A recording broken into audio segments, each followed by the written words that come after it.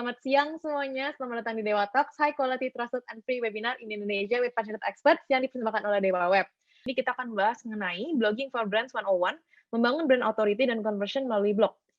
Nah, untuk webinar siang ini kita sudah mengundang Mas Jeffrey nih, content writer dan editor dari Dewa Web. Jadi langsung saya mulai aja ya. Jadi di sini kita akan ngebahas soal Blogging for Brands 101, Building Brand Authority and Conversion through a Blog.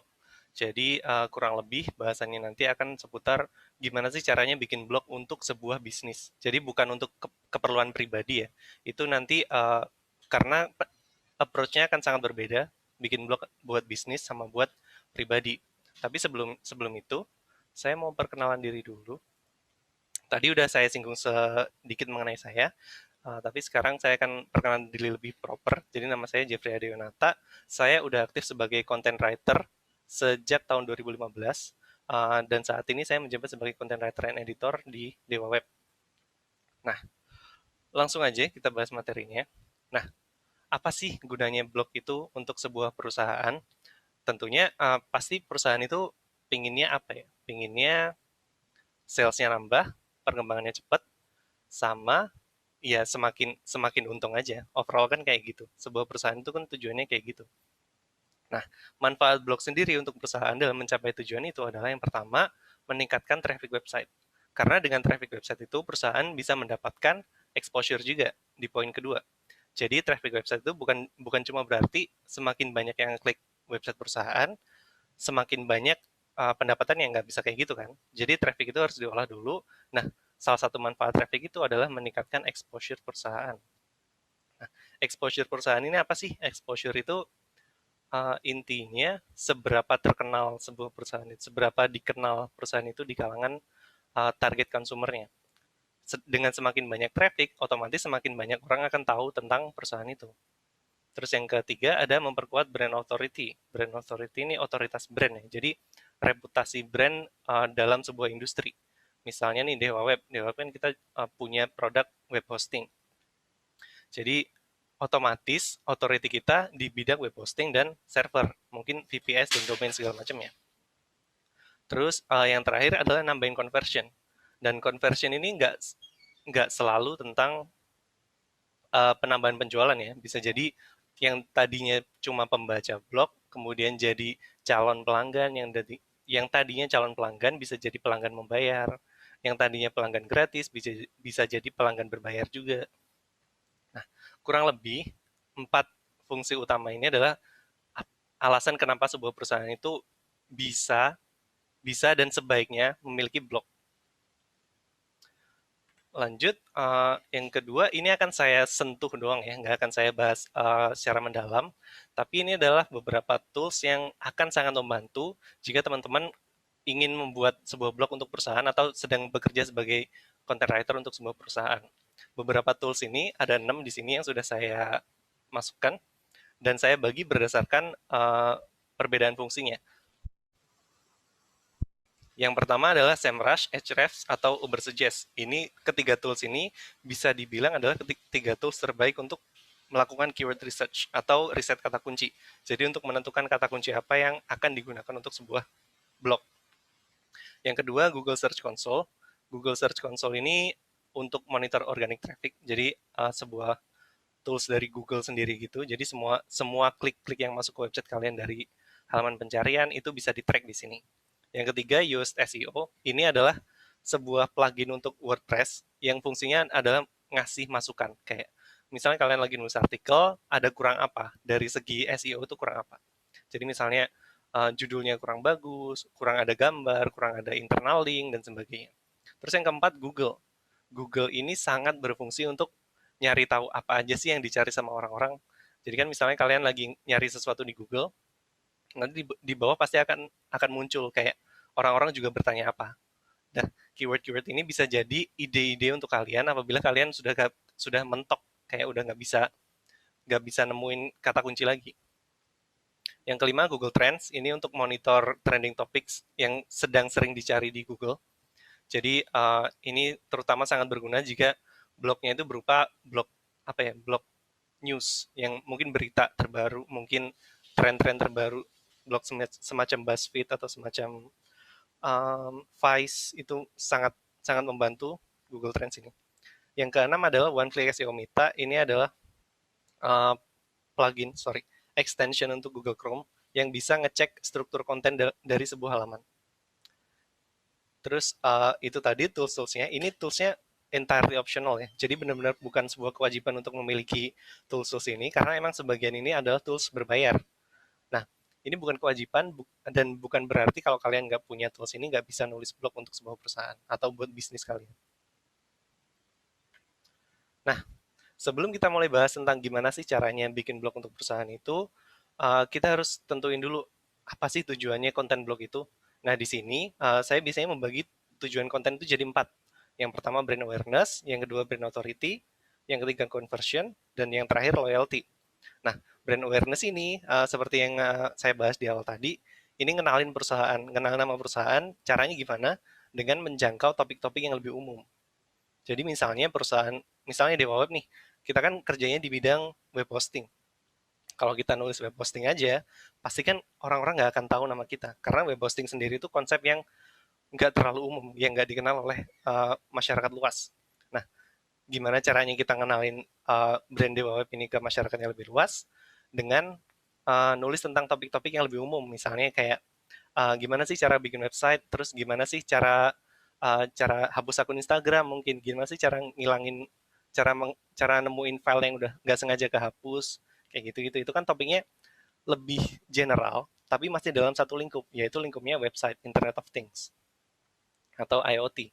Terus yang kedua, brand authority. Brand authority ini otomatis tujuannya adalah meningkatkan otoritas atau reputasi sebuah brand sebagai ahli atau expert dalam bidangnya. Jadi misalnya saya ambil contoh Dewa Web lagi ya, karena ini kan uh, apa ya, ranah saya. Karena di Dewa Web sendiri itu produk jualannya berupa web hosting. Sedangkan untuk nge-build brand authority kita sebagai web hosting yang terbaik di Indonesia, otomatis kita akan nulis artikel-artikel yang teknis, artikel-artikel yang uh, groundbreaking, ya, artikel-artikel yang belum pernah ditulis sama orang-orang lain tentang web hosting dan dunia pembuatan website dan dunia server in general. Nah, yang ketiga adalah conversion.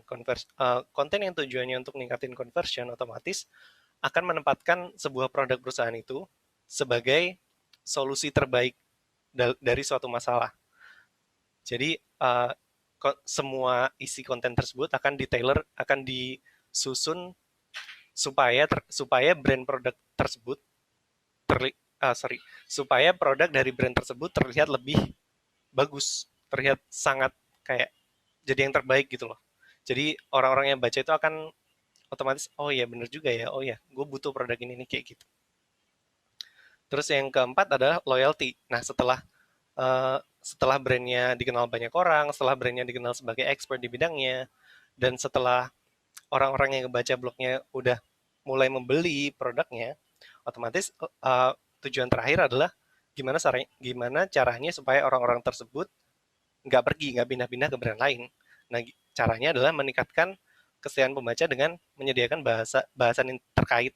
Jadi bahasannya itu bahasan-bahasan yang berguna dan valuable. Bukan terkait produk, betul, tapi nggak harus selalu terkait produk. Jadi misalkan emang blognya in general useful aja, itu akan jadi sangat bagus untuk brand loyalty. Oke, saya lanjut. Nah, setelah kita bahas tujuannya tadi, kita akan sentuh sedikit tentang step apa aja sih yang perlu dilakuin dalam bikin blog untuk sebuah brand itu. Kalau dari saya sendiri, yang fase pertama adalah research, planning, and outlining. Jadi saya riset dulu topiknya, saya rencanain dulu gimana caranya, gimana susunannya, dan yang terakhir saya kasih outline, kayak panduan general nanti outline itu akan seperti apa, outline dari konten tersebut seperti apa. Nah, di fase 1 ini saya bagi menjadi 3 step. Yang pertama, riset keyword. Jadi, keyword research ini tujuannya adalah mengetahui search volume, difficulty, dan kompetisi dari keyword tersebut, sama relevansinya dengan brands niche. Jadi, Jadi, niche itu industri sebuah perusahaan. Jadi misalnya blog Dewa Web, industrinya kan digital marketing. Jadi digital marketing dan web hosting. Jadi otomatis semua topiknya harus sekitar topik itu. Nggak boleh nyentuh-nyentuh topik yang terkait finansial, terkait kesehatan, itu kan semuanya udah beda industri.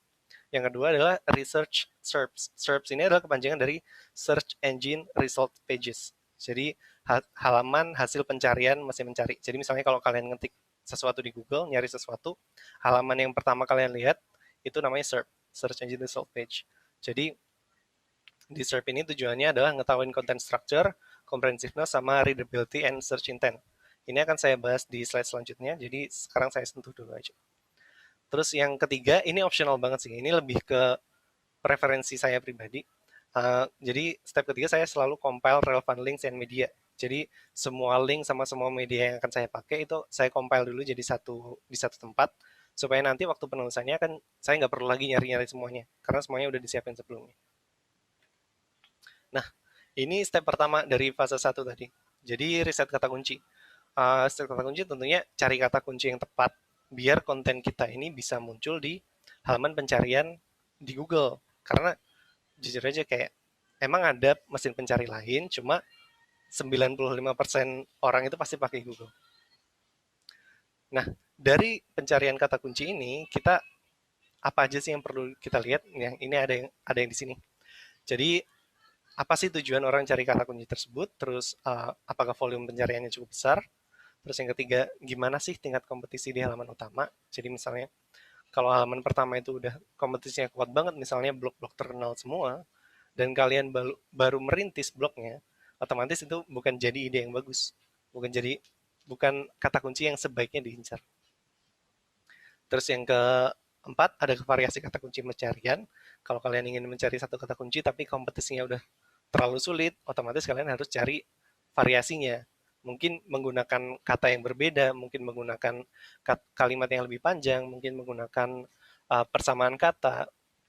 Terus yang terakhir, seberapa relevan topik tersebut dengan perusahaan.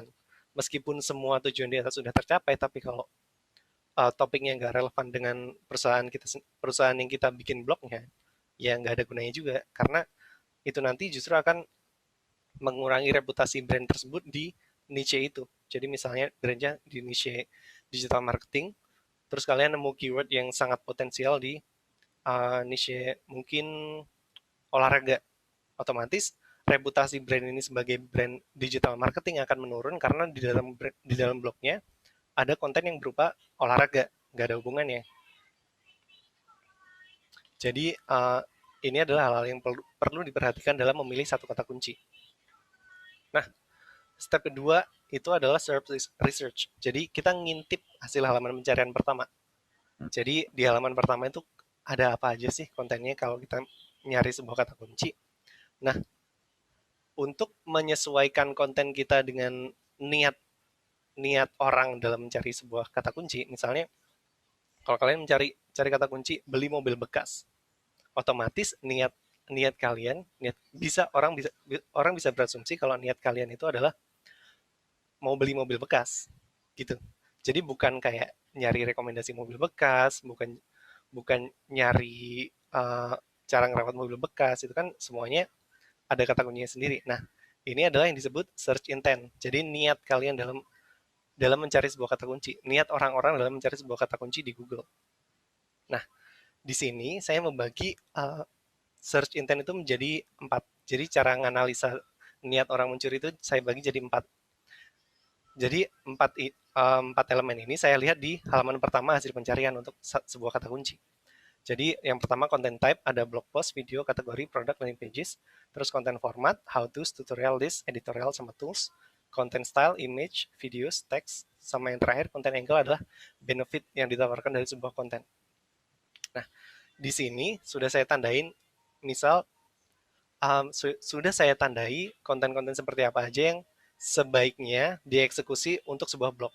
Yang pertama, kalau halaman pertama pencarian itu hasilnya blog post semua, itu otomatis kalian bisa untuk ngerank untuk keyword tersebut.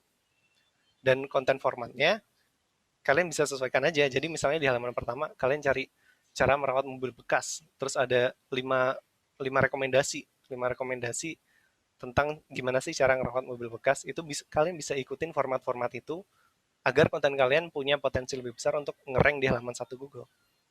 Balik lagi, tujuannya kita bikin blog sebuah brand untuk sebuah brand itu kan untuk salah satunya untuk ningkatin brand awareness.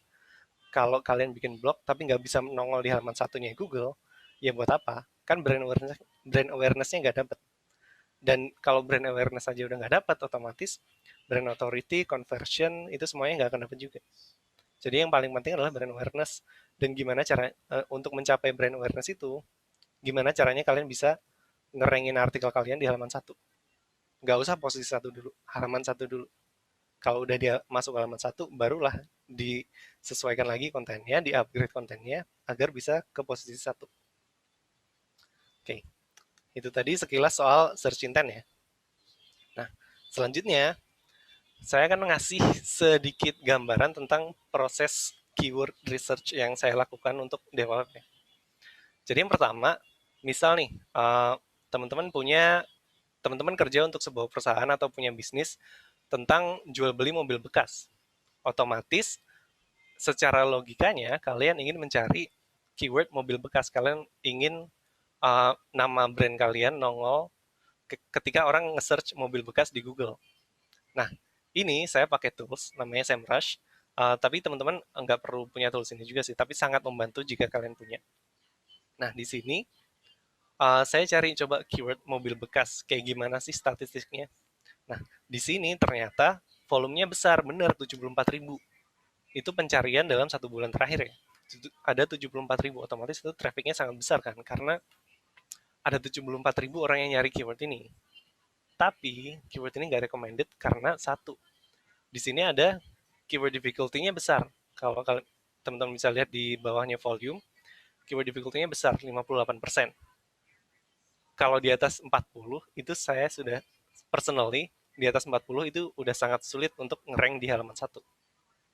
Nah, keyword difficulty 58% ini terbilang udah sangat besar, jadi sangat gak recommended untuk ngincer keyword ini. Nah, itu alasan pertama, alasan level service. Nah, alasan yang lebih dalamnya ada di slide ini. Ini SERP analysis, jadi ini adalah hasil halaman pertama dari pencarian untuk keyword mobil bekas tadi. Nah, di sini kalau kita lihat nomor 1-5 dan 7-10, itu semuanya halaman untuk jualan mobil bekas. Karena ya benar, kan kita tadi ngambil contohnya brand yang bergerak di industri jual beli mobil bekas. Otomatis ingin ngincer keyword ini, tapi ingat, ini kan kita nulis blog post, bukan nulis landing page, bukan nulis halaman produk. Di sini kita nulis blog post. Nah, blog postnya kenapa nggak recommended untuk keyword ini? Karena di halaman 1 itu 90%-nya didominasi oleh halaman produk, halaman e-commerce, halaman jual beli. Di sini kan kita lihat jadi ada mobil 123, ada OLX, ada Carmudi. Ini semuanya kan brand-brand yang bergerak di bidang jual beli mobil bekas. Namun mereka bukan blog postnya yang rank di sini, halaman produknya. Kita bisa lihat dari sini. Mobil 123, mobil bekas. Mobil bekas C198, mobil bekas dijual. Ini kan semuanya halaman produk. Yang bukan halaman produk cuma di sini. Ini pun dari salah satu media terbesar di Indonesia. Jadi tingkat kompetisinya sangat sulit di sini. 7-10 juga demikian, semuanya adalah halaman produk. Mobil bekas, garasi.id, lifestyle content, ini semuanya dalam bentuk produk. Jadi kalau orang nyari, jadi dengan kata lain kita bisa simpulin, kalau orang nyari mobil bekas, itu tujuannya adalah buat beli mobil bekas atau paling nggak lihat-lihat mobil bekas yang ada dijual di internet. Jadi otomatis keyword ini sangat gak recommended untuk sebuah blog post atau artikel. Nah, selanjutnya gimana nih caranya? Kan tadi di sini kita bahas soal brand yang ingin ngincer keyword mobil bekas. Nah, gimana caranya agar blog post kalian tuh masih terkait dengan mobil bekas? Otomatis kalian harus nyari alternatifnya. Alternatifnya gimana? Kalau kita nyari sinonim akan sama aja. Karena mobil bekas itu udah satu frasa produk, jadi orang-orang yang nyari pasti akan beli produk. Nah, gimana cara nyari keyword yang lebih masuk akal untuk sebuah artikel? Kita kasih tambahan. Biasanya tambahan yang sangat berguna itu adalah dalam bentuk kata sifat. Ini, saya kasih contoh. Di sini saya ambil contohnya mobil bekas terbaik. Kalau dilihat dari volumenya, sangat jauh berbeda. Karena di sini volumenya 260 dibanding 70.000. otomatis potensi traffic yang bisa kalian dapat itu kan berbanding terbalik, yang satunya tinggi banget, yang satunya kecil banget. Nah, tapi di sini keyword difficulty-nya easy. Jadi kalian kemungkinannya akan sangat besar untuk ngerank di halaman satu di Google untuk keyword mobil bekas terbaik. Selain itu, faktor tambahan adalah trennya di sini yang di sebelah kanan, yang udah saya tandain ini, trennya ini cukup stabil. Jadi dia rata. Ada naik, ada turun, tapi dia kenaikan dan penurunan itu nggak terlalu jauh. Jadi di sini kalau kalian bikin sebuah artikel tentang 10 mobil bekas terbaik di tahun 2021, kalian akan bisa mendapatkan traffic yang sangat konsisten. Apalagi jika kalian punya artikel yang bisa ngerank di halaman 1. Trafficnya akan konsisten, meskipun sebulan cuma 260 pencarian, tapi secara kalau ditumpuk-tumpuk, kalau kalian ada di posisi 10 besar, ditumpuk-tumpuk trafficnya itu akan secara konsisten nge-build traffic ke website kalian. Dan di sini kan kita ngomong soal blog post ya. Otomatis nggak cuma ada satu blog post kan. Jadi meskipun trafficnya kecil-kecil, kita harus make up dengan punya blog post banyak yang bisa ngerank di halaman satunya Google. Jadi dengan demikian, tujuan kita untuk ningkatin brand awareness itu bisa tercapai. Nah, selain nganalisa ini, tadi kan kita juga nganalisa hasil pencarian. Benar nggak sih untuk keyword ini, hasil pencarian itu sebagian besar artikel atau blog post? Kita cek di sini. Ternyata benar. 90% dari halaman pertama itu hasilnya dalam bentuk blog post atau artikel. Mungkin beberapa dari website-website yang sama dari yang kita lihat sebelumnya untuk keyword mobil bekas aja, tapi ini semuanya dalam bentuk artikel. Jadi dari sini kita bisa tarik educated guess, kayak tebakan dengan sedikit pengetahuan bahwa orang-orang kalau ngetik mobil bekas terbaik di Google itu mereka nyari rekomendasi dan pembanding. Kayak sekiranya mobil bekas apa aja sih yang bisa dibeli di tahun ini? Sekiranya mobil bekas apa sih yang masuk akal untuk dibeli tahun ini? Saya pengen beli mobil bekas dan segala macamnya. Nah, itu tadi. Jadi setelah nemuin kata kunci yang tepat untuk nulis artikel itu, otomatis langkah selanjutnya adalah nyiapin, kita riset tentang materi yang akan kita sampaikan di artikel itu. Mungkin teman-teman emang udah ahli di bidangnya, itu risetnya akan memakan waktu jauh lebih cepat dan lebih efektif. Tapi untuk teman-teman yang nulis blog tapi nggak familiar dengan industri perusahaannya, misalnya saya dulu waktu awal masuk Dewa Web, saya nggak tahu apa-apa soal web hosting. Saya cuma tahu sedikit level permukaan web hosting itu uh, istilahnya nyewa server buat bikin website. Nah, otomatis kalau saya ingin nulis untuk Dewa Web, saya harus riset dulu apa aja sih web hosting itu kayak apa, cara kerjanya gimana, terus contoh jenis-jenisnya apa aja, terus gimana caranya, gimana cara daftarnya, gimana cara beli domainnya, segala macamnya.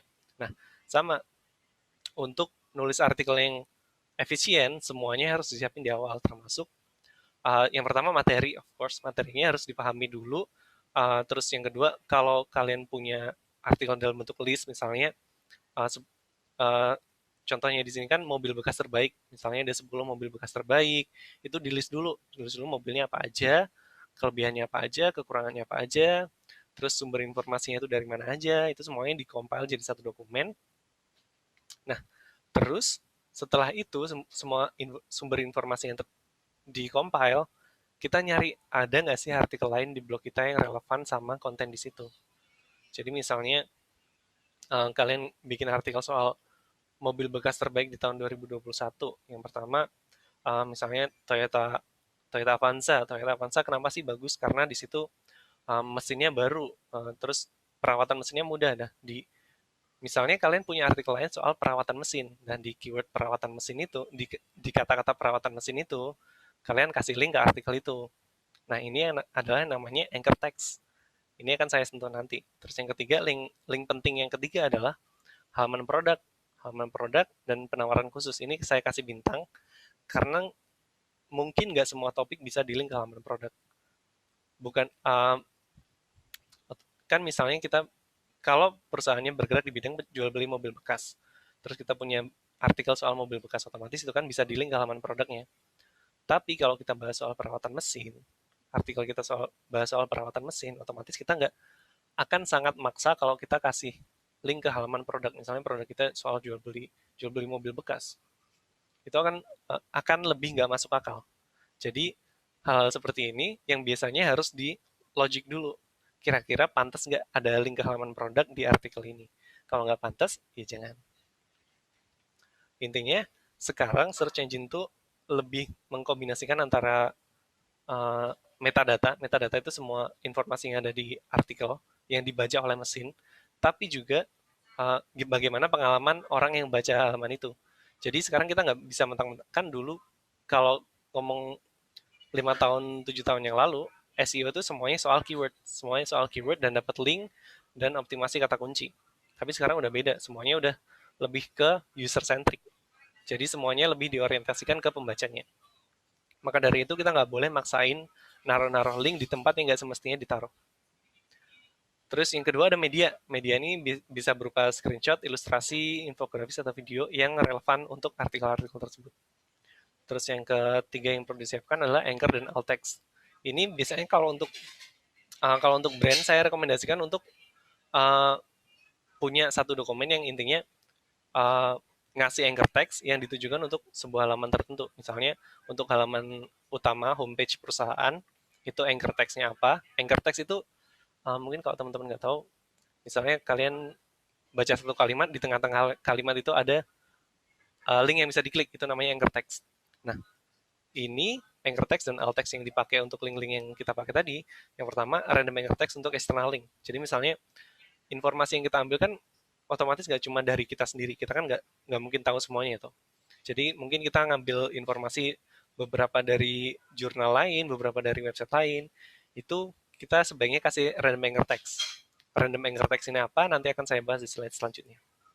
Terus yang kedua, partial atau exact match untuk internal link. Jadi misalnya internal link itu link yang terjadi antara dua halaman berbeda dalam satu website. Jadi misal halaman produk sama halaman artikel, itu namanya internal link.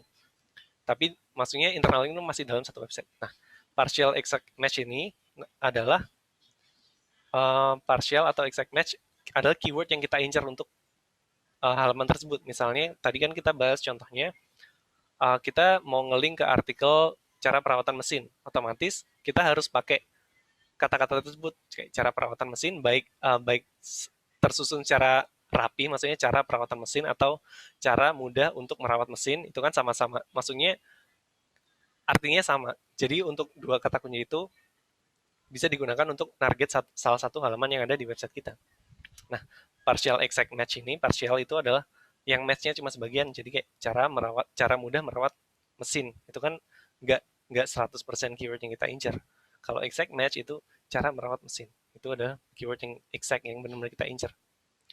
Terus yang ketiga ada partial exact match untuk alt text gambar. Jadi misalnya kita sisipin satu gambar di sebuah artikel. Gambar itu alt text itu ibaratnya kayak deskripsi gambarnya, itu harus sesuai dengan konteks artikel tersebut. Jadi nggak boleh asal masukin gambar. Jadi misalnya kita bahas cara 10 mobil bekas terbaik, tiba-tiba di situ dimasukin gambar perahu. Itu kan nggak masuk akal, itu kan nggak ada relevansinya sama artikel tersebut. Jadi kalau gambar sifatnya dekoratif aja, nggak usah dikasih alt text. Tapi kalau gambarnya bersifat deskriptif, kayak maksudnya membantu menambahin konten di artikel tersebut, itu sebaiknya dikasih partial atau exact match. Jadi kalau artikelnya ngincer keyword mobil bekas terbaik, ya gambarnya sebaiknya dikasih mobil bekas terbaik. Terus yang keempat, branded atau exact match untuk halaman produk. Balik lagi, ini kan kita blogging for brands. Jadi kita otomatis semuanya harus dilakukan atas kepentingan pertumbuhan perusahaan. Nah, pertumbuhan perusahaan ini salah satunya yang bisa kita lakukan adalah naruh branded atau exact match keyword untuk halaman produk. Jadi misalnya dari sebuah artikel kita mau nge-link ke halaman utama, kita harus pakai branded. Brand itu nama perusahaannya. Jadi misalnya kalau untuk Dewa Web, anchor text-nya, teks tulisan yang bisa dikliknya itu kita taruh Dewa Web atau exact match keyword. Misalnya kita mau ngincer keyword hosting untuk halaman dewaweb.com/hosting.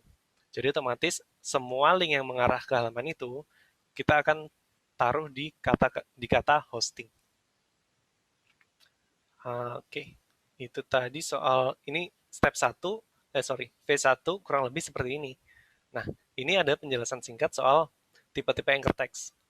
Yang pertama ada 10 nih di sini. Di sini ada branded anchor text, itu yang include nama brandnya. Yang kedua partial match, ini yang sebagian aja, yang sebagian cocok sama keyword yang kita incer. Yang ketiga ada brand sama keyword anchor.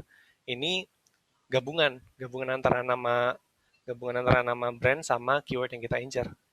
Terus yang keempat ada anchor text. Random anchor text. Random anchor text ini yang nggak ada kaitannya sama sekali sama konten di halaman tersebut. Kayak di sini contohnya in-depth article, rules have changed. Ini kan semuanya kita nggak jelas kita yang mau kita klik ini apa. Terus yang kelima, long tail anchor. Long tail ini biasanya kalau untuk blog sendiri ya, biasanya kita tulis dalam bentuk kayak judul artikel yang kita link ke situ.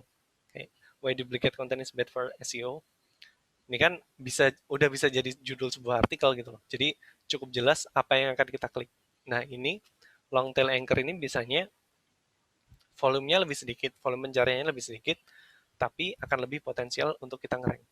Terus yang keenam, exact match. Exact match ini benar-benar keyword yang kita incer. Misalnya tadi kita punya artikel mobil bekas, terus kita mau ngelink ke halaman utama website yang ngincer keyword mobil bekas. Otomatis kita bisa pakai mobil bekas untuk kata-kata mobil bekas untuk ngelink ke halaman utama website. Terus yang ketujuh ada related anchor text. Related anchor text ini ada keywordnya kurang lebih sama tapi ada variasinya. Kalau di sini contohnya Adidas Yeezy Boost. Yeezy Boost ini kan salah satu varian dari running shoes, sepatu lari. Jadi keywordnya itu maksudnya dalam satu lingkup, cuma lebih spesifik dan lebih variatif. Terus yang kedelapan ada generic anchor words. Ini anchor words yang bentuknya langsung. Kayak misalnya mau jualan, click here, this blog, read more. Ini kan semuanya generic, tapi yang kayak sifatnya langsung, kayak mau nunjukin apa sih, kayak this blog, click here. Terus yang kesembilan, naked link text. Ini link-link yang kayak gini. Ini yang link nggak, yang langsung nongol aja di halaman tanpa kita ngasih dia kata kunci apapun, ngasih dia teks apapun. Yang terakhir adalah image anchor links.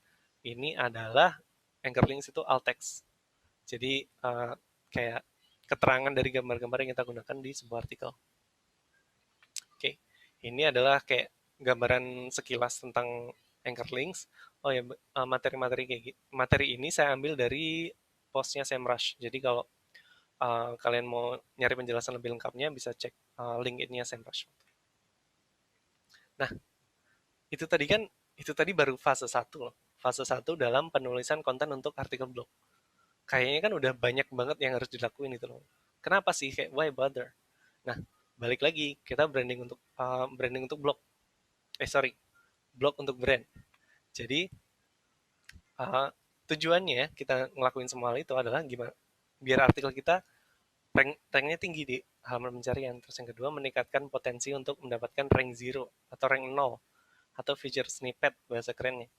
Terus yang ketiga, otomatis meningkatkan visibilitas perusahaan. Balik lagi, tujuan utama kita adalah itu. Karena tanpa visibilitas brand itu sendiri, tujuan lainnya nggak akan tercapai. Di sini di sebelah kanan bisa kalian lihat contohnya. Ini kan untuk keyword mencari file yang hilang. Ini kan nggak ada kaitannya sama produknya Dewa Web yang berupa web hosting. Tapi di sini masih dalam satu lingkup. Kita dalam satu lingkup yaitu IoT, Internet of Things. Jadi all things digital gitu. Di sini kita bikin artikel soal salah satu rekan tim saya bikin artikel soal gimana sih caranya balikin file yang nggak sengaja kehapus di komputer. Ini karena artikel kita well structured, artikel yang kita buat itu strukturnya jelas, maka Google bisa nyari, oh ini nih bagian ini yang ngejawab pertanyaan orang-orang yang cara cari file yang hilang. Ini ada 3 langkah, langkah 1, langkah 2, langkah 3. Otomatis dengan demikian orang belum sempat nge-scroll ke bawah nih, udah tahu duluan caranya. Nah, ini adalah yang meningkatin brand brand visibility, jadi kayak brand awareness. Jadi semakin banyak artikel yang nongol di sini, semakin kenal orang dengan brand itu. Oh, Dewa Web sering sering ini nih, sering muncul sering muncul artikel-artikelnya yang waktu gue nyari soal komputer, coba gue klik ada apa aja sih di Dewa Web. Nah, dengan demikian begitu orang ngeklik artikel Dewa Web ini, dia akan diekspos ke apa sih Dewa Web ini, apa sih produk yang disediakan Dewa Web, dan dari situ prosesnya baru dimulai. Proses conversionnya baru dimulai. Tapi yang terpenting adalah gimana caranya artikel ini bisa ngerank di setinggi-tingginya di halaman pencarian Google. Karena tanpa tanpa hal itu tujuannya belum tercapai. Nah, yang fase kedua nih, baru kita mulai nulis artikelnya.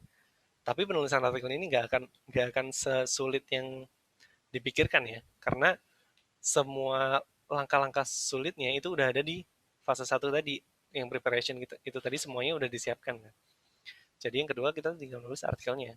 Nah, untuk mengoptimalkan artikel itu secara dari segi search engine ya, dari segi SEO, ini ada beberapa susunan generik. Ini bukan berarti template ini bisa dipakai untuk semua artikel ya. Ini adalah salah satu contoh aja yang saya gunakan. Nah, di sini judulnya cara membuat website sendiri tanpa coding. Um, Pemikiran saya di balik judul ini adalah yang pertama, saya ngincer keyword cara membuat website. Nah, cara membuat website kan otomatis kayak terlalu generik. Saya nyari angle uniknya. Angle uniknya adalah, misalnya apa sih yang ditakutin orang dari buat website itu? Salah satunya adalah coding, karena nggak semua orang bisa coding kan. Terus yang kedua mungkin web hosting, yang ketiga biaya mahal, itu tadi, itu nanti semuanya bisa dijadikan angle atau konten benefit yang buat orang itu ngeklik artikel itu. Nah, di sini saya ambilnya coding, karena coding adalah salah satu hal yang paling ditakutin dan dianggap sebagai hal yang paling susah dari langkah-langkah pembuatan sebuah website. Nah, kemudian di intro, saya taruh juga keywordnya. Di sini keywordnya saya nggak pakai exact match ya. Saya pakai buat website sendiri. Tapi itu kan semuanya masih dalam satu lingkup. Maksudnya intinya itu sama. Gimana sih cara bikin website. Terus di intro saya bisain sisipin satu keyword sama satu alternatif. Jadi keyword yang terkait juga. Terus yang di body, saya lebih mementingkan struktur kalau yang di body. Jadi sangat direkomendasikan jangan terlalu fokus untuk pakai keyword.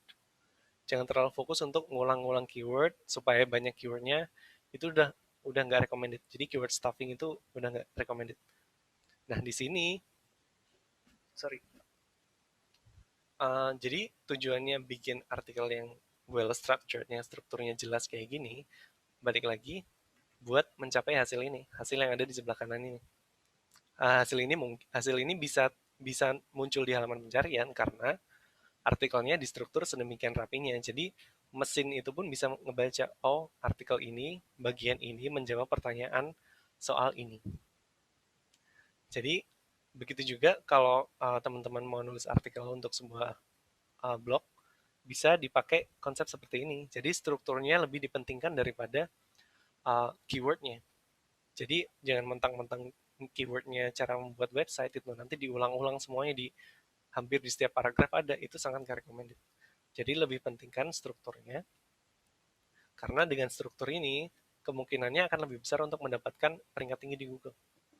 Karena Google, mau nggak kita, meskipun Google sendiri itu udah ngeklaim kalau dia itu lebih mikirin experience usernya, tapi bukan bukan lebih dari teknisnya, tapi tetap aja Google itu sebuah mesin, dan mesin itu belum bisa pakai logisnya manusia. Mesin itu masih bisa ngenalar data yang ada di halaman. Nah, itulah salah satu alasan penting kenapa konten yang ada di sebuah artikel itu harus terstruktur. Ada heading 2-nya. Misalnya, dalam memilih jenis website yang tepat, itu mungkin ada beberapa langkah yang perlu dilakuin. Karena langkah-langkah ini adalah bagian dari memilih jenis website, otomatis semuanya harus ditaruh di bawahnya ini. Begitu juga seterusnya. Di closingnya sendiri, saya juga udah kebiasaan dan saya udah di-advise juga dari beberapa teman-teman SEO, ahli SEO, itu buat naruh keyword kita yang kita incer di halaman terakhir juga. Tapi jangan jangan sampai kalian lupa untuk penutup penutup artikel itu biasanya berupa ringkasan dari artikel itu. Jadi di sini saya taruh beberapa keyword exact dan apa namanya partial match. Itu ada di sini, ada panduan membuat website. Ini kan bukan exact, tapi masih turunan dari cara membuat website. Kayak gimana sih cara membuat website? Kan kurang lebih sama. Kalau orang nyari panduan buat website sama cara membuat website itu pasti tujuannya sama kan. Jadi search intentnya masih dapat. Terus di sini saya taruh juga beberapa keyword tambahan karena di sini kan tadi ada cara buat website sendiri ini. Terus kemudian uh, setelahnya barulah saya taruh ringkasan dari cara buat website itu. Ini seharusnya ada langkah-langkahnya ya, 1, 2, 3, 4, 5 di bawah sini. Namun karena di sini kotaknya kecil doang, jadi saya nggak taruh. Nah, ini fase 3, optimizing articles untuk search engine. Jadi ini adalah sebenarnya sedikit ringkasan ya, ringkasan soal soal tahapan-tahapan dalam nulis artikel yang optimize untuk blog. Apalagi blognya perusahaan nih. Yang pertama, keyword research, ini cari kata kunci tadi. Nah, kalau udah mentok di sini nih, misalnya kata kunci kan pasti akan ada habisnya. Sebanyak-banyaknya kata kunci pasti suatu saat akan habis. Nah, waktu udah habis itu, kita explore shoulder niche. Apa yang dimaksud shoulder niche? Itu adalah industri sekitar. Industri yang sekitar, kayak bukan industri perusahaan ya, tapi industri yang sekitar. Jadi misalnya tadi Dewa Web kan industrinya web hosting. Otomatis kita uh, nggak bisa menghabiskan semua resource kita untuk bikin artikel soal web hosting. Maka dari itu kita singgung artikel seperti tadi, yang contoh tadi. Contoh di sini tadi, mengembalikan file yang terhapus. Ini kan nggak ada kaitannya sama web hosting, tapi masih dalam satu lingkup dunia digital. Jadi ini yang disebut shoulder niche. Jadi industri yang masih jadi kerabat lah bisa dibilang. Terus yang ketiga, optimizing content structure. Nah, ini content structure ini yang pertama dalam artikel tadi, seperti yang ini, seperti di body artikel ini. Tapi selain itu, content structure juga bisa dibuat dalam bentuk internal linking. Jadi struktur konten dalam sebuah blog. Jadi bukan dalam satu artikel, dalam satu buah blog yang berisi banyak artikel. Itu bisa membantu untuk memudahkan search engine itu ngebaca, oh mana aja sih artikel yang terkait di blog ini. Nah, itu bisa dilakukan dengan cara internal linking.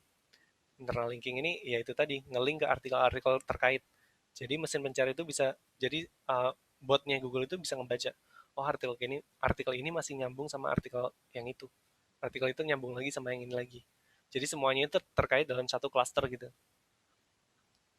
Terus setelah itu on-page optimization. Jadi setelah konten yang berhasil ditulis, itu kita harus optimasi konten itu. Nah, maksudnya on page ini adalah optimasi konten yang bisa kita optimasi. Kita kan di sini posisinya sebagai penulis artikel di blog.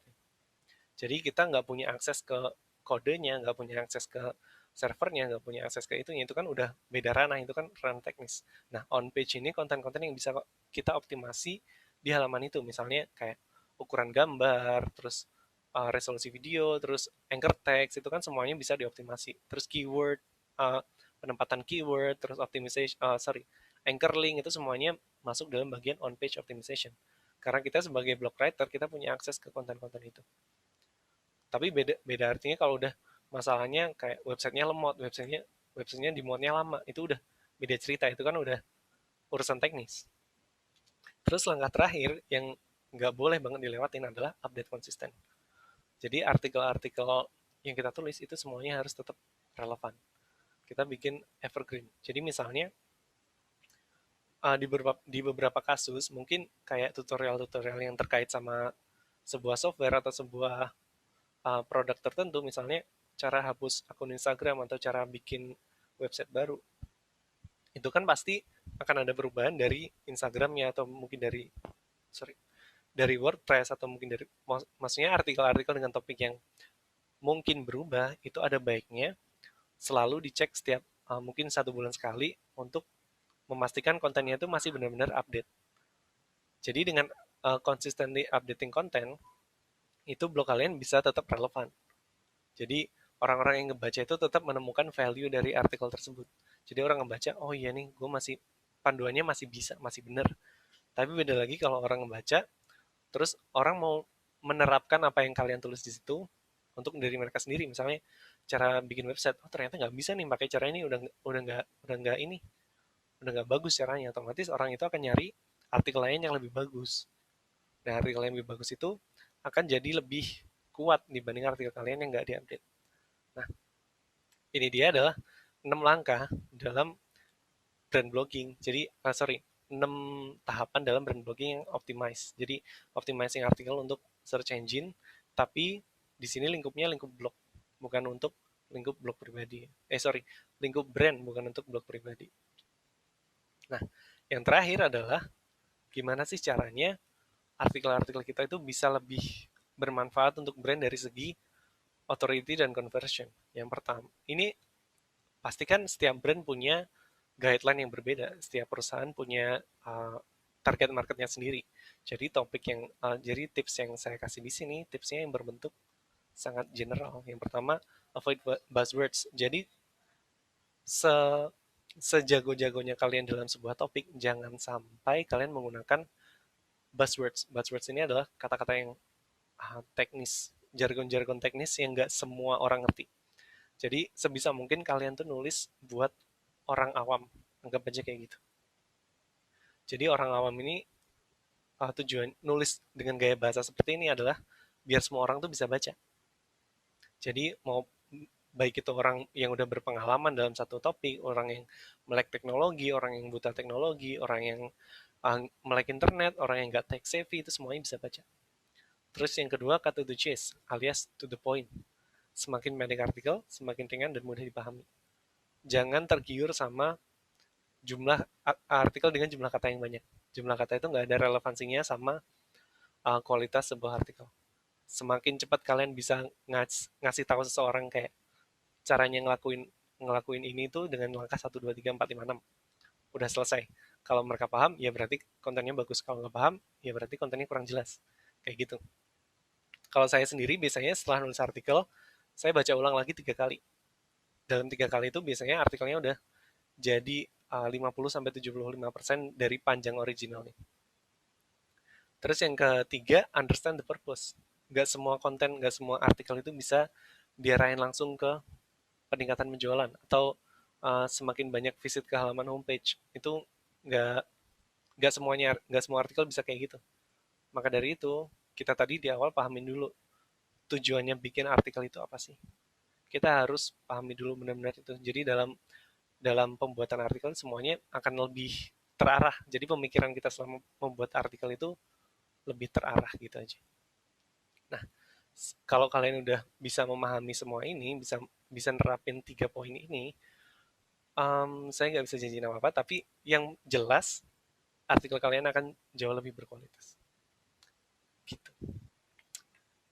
Nah, itu aja sih dari materi yang bisa saya bawakan untuk Brand Blogging 101. Terus sekarang... Nah, Mas Jeffrey, sekarang berarti kita masuk ke sesi Q&A, di mana kita memilih pertanyaan, dan di sini Mas Jeffrey akan menjawab pertanyaan-pertanyaan dari teman-teman yang sudah bertanya ya pada siang ini. Apakah ada siap nih Mas Jeffrey untuk menjawab pertanyaan-pertanyaannya? Siap. Siap, oke. Ini juga ada beberapa pertanyaan yang udah dibantu jawab oleh Kak Hari dan juga Kak Jeremy dari Ninja Support Dewa Web. Jadi terima kasih Kak Hari dan juga Kak Jeremy. Nah, ini aku udah pilih beberapa pertanyaan, Mas Jeffrey. Yang pertama dari Kak Ajay Jaya Kusuma. Halo Kak, bagaimana kalau blog kita masih menggunakan blogspot atau link bawaan blog? Apakah metode SEO yang dipaparkan Kakak tadi masih bisa diterapkan? Masih bisa. Nah, jadi misalnya blog gratis ya, pakai blogspot atau wordpress.com. Itu metode SEO itu, ini kan kita bahas soal metode SEO on page ya. Jadi semuanya itu masih bisa diterapkan. Tapi beda urusan lagi karena TLD itu apa sih? Top level domain. Jadi misalnya kalau kalian top level domainnya masih pakai .blogspot.com dan ada konten dengan kualitas serupa, misalnya kontennya sama persis nih kualitasnya. Misalnya skornya sama-sama 98. Tapi salah satu website ini udah pakai TLD. Misalnya apa-apa bla bla bla.com itu akan lebih punya reputasi baik di mata mesin pencari dibanding .blogspot.com. Tapi bukan berarti .blogspot.com itu nggak bisa ngerank ya. Banyak kok saya kalau lagi explore keyword masih banyak artikel-artikel dari domain .blogspot.com yang ngerank di halaman 1 atau halaman 2. Jadi ya masih bisa diterapkan. Masih bisa, tapi lebih baik kalau misalkan domainnya menggunakan Betul ini ya. sekali. Jangan pakai blogspot, jangan yang gratisan ya kalau bisa aja. Iya, kalau bisa. Oke. Jadi, Sedikit-sedikit. iya Apalagi boleh. kalau kita konteksnya blogging untuk sebuah bisnis ya. Kan nggak mungkin juga bisnis punya nama bisnis.blogspot.com itu kan nggak banget gitu. Nggak apa ya, tidak terpercaya jadinya ya, Iya, betul. Mas Jeffrey ya. Jadi, teman-teman yang masih pakai Blogspot supaya lebih meningkatkan kepercayaan terhadap blog kalian, jangan lupa, beli hosting dan domain punya hosting dan domain sendiri ya teman-teman. Itu akan jadi lebih baik juga untuk meningkatkan trust dari pelanggan.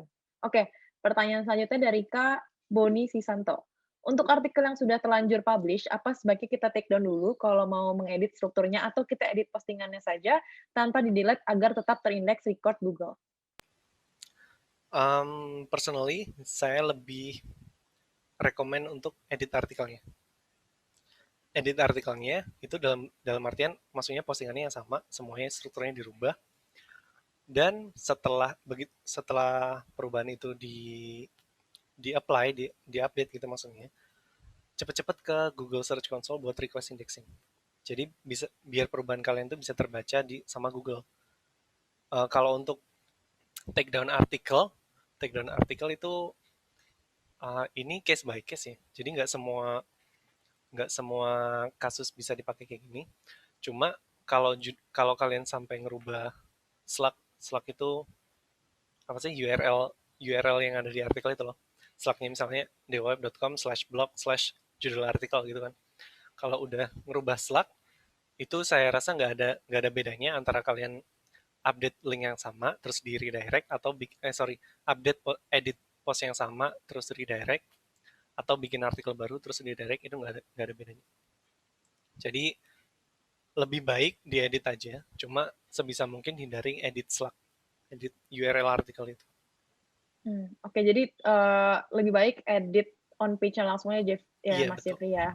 Jangan di-take down. Dan yang paling penting jangan ganti URL Slack-nya ya, kalau enggak nanti akan beda lagi ya, untuk Iya, jadi ranking-ranking yang gitu ya? nunggu indeks lagi pasti. Oke oke.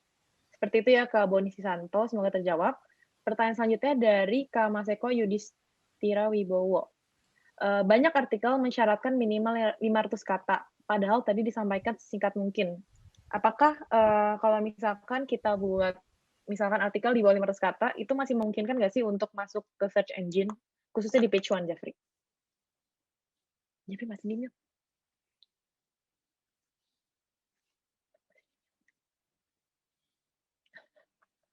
Itu sangat Oke, memungkinkan, sangat memungkinkan. Sorry, saya kurang fokus tadi nggak apa-apa. karena saya beberapa hari lalu itu nemu artikel yang unik. Sebentar ya. Boleh, mau di-share ya?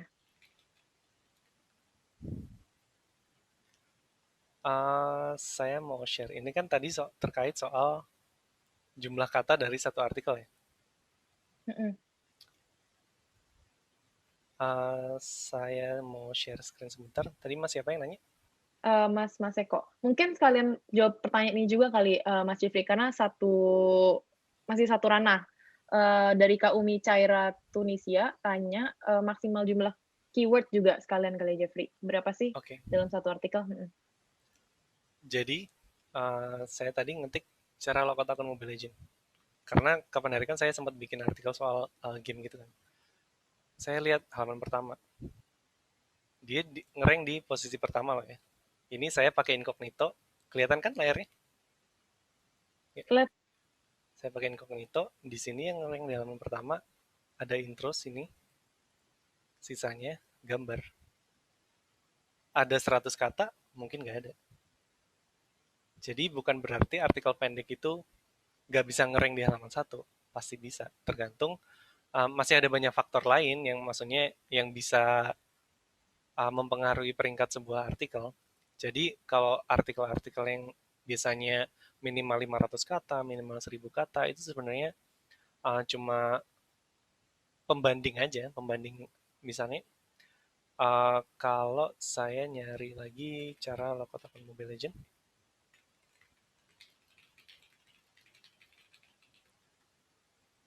di sini biasanya artikel-artikel 500 kata itu biasanya dapatnya dari pembanding, kayak artikel ini jumlahnya berapa kata. Ini kan pendek nih, dan nomor satunya pendek juga. Saya kira yang ini juga pendek juga. Jadi semuanya itu tergantung keyword apa yang diincar. Kalau orang yang minta artikel itu mengharuskan 500 kata, itu sebenarnya lebih kayak di halaman 1 itu rata-rata kontennya 500 kata. Kayak gitu. Jadi bukan berarti nggak bisa ngerank, bukan berarti harus 500 kata, nggak kayak gitu. Jadi spesifik untuk tiap keyword itu pasti spesifikasinya berbeda, kayak jumlah katanya berbeda, keyword penempatan keywordnya berbeda. Terus untuk jumlah keyword yang ada di halaman itu biasanya relevan ke panjang kontennya juga.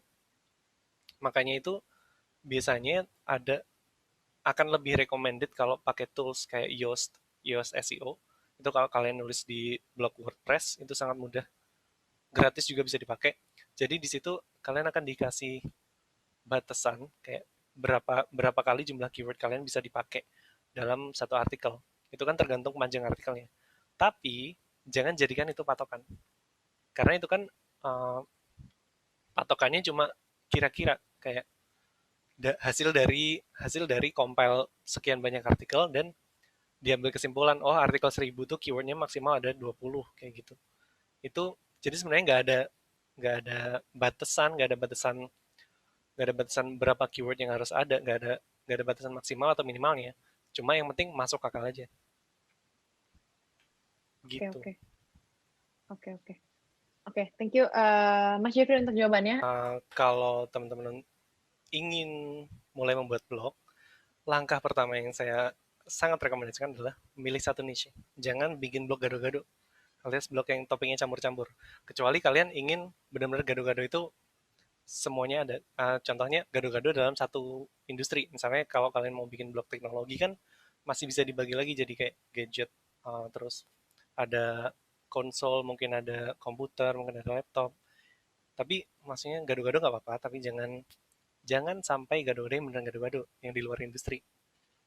Nah, setelah itu kalau kalian emang mau serius, jangan lupa bikin blog itu yang beneran pakai domain. Jangan numpang ke hosting gratis. Bukan berarti hosting gratis kayak Blogspot itu nggak bisa ini ya. bukan berarti itu hal yang buruk, Blogspot atau WordPress.com itu hal yang buruk, tapi kalau emang kalian ingin serius, apalagi kalau kalian ingin bikin website untuk bisnis, itu sangat disarankan punya domain yang top level domain, jadi .com atau .id atau .co.id, dan belinya di Kak Lintang nih, tukang jualan domain. Udah itu aja sih. Oke. Kalau Mas Jeffrey sendiri pakai apa sih untuk hosting dan domain ngebloggingnya? Mas Jeffrey kalau boleh tahu. Kalau saya kebetulan nih pakai Dewa Web sih. Oh, pakai Dewa Web ya. Selama ini kalau pakai Dewa Web gimana? Apakah oke untuk servisnya? Oke banget sih. Oke banget ya. Terus banyak plugins dan tema-tema gratis ya dari Dewa Web ya. Tema gratis banyak. Banyak banget ya. Pokoknya puas banget ya pakai Dewa Web ya Mas Jeffrey ya. Iya. Hai sahabat Dewa Web, video ini merupakan tayangan ulang webinar Dewa Talks yang telah diadakan beberapa waktu lalu. Kalau kamu tertarik dengan tayangan ulang webinar ini, yuk jangan sampai ketinggalan untuk ikutan webinar selanjutnya. Nantinya, selain bisa bertanya secara langsung kepada para pembicara, kamu juga bisa mendapatkan e-certificate dan juga door prize dari Dewa Talks. Mau ikutan? Caranya gampang banget, kamu bisa langsung aja daftarkan diri kamu di dewatalks.com. Setelah itu kamu akan terdaftar sebagai peserta webinar Dewa Talks. Eits, tenang aja, webinar ini gratis dan gak dipungut biaya sama sekali. Tunggu apa lagi? Yuk, jangan sampai ketinggalan dan aku tunggu kamu di webinar Dewa Talks selanjutnya. Cari hosting yang aman, Dewa